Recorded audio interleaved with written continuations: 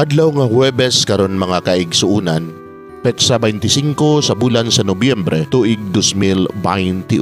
Ang pagbasa kinutlo gikan sa Ebanghelyo sumala ni San Lucas kapitulo 21 bersikulo 20 ngadto sa 28. Si Jesus mingon ngadto sa iyang mga tinunan, "Kung makita ninyo ang Jerusalem palibutan na sa mga kasundaluhan, masayra ninyo nga gunubon na kini sa dili madugay.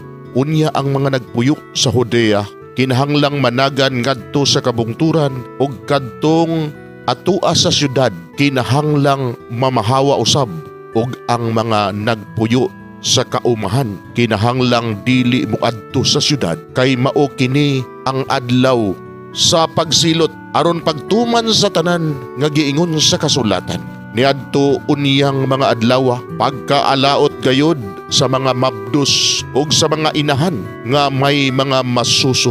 Moabot ang makalilisang nga kalisdanan ni ining yutaa ug mahiaguman ni ining maong katawhan ang kasuko sa Dios.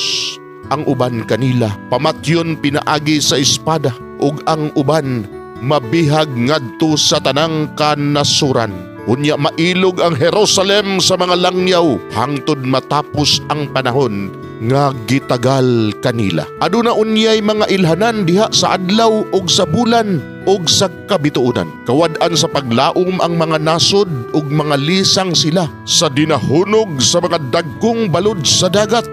Panguyapan ang mga tao tungod sa kalisang samtang magpaabot sila sa mahitabo sa tibuok kalibutan, kay ang mga gahom sa kawanangan mutipas sa ilang naandang agianan.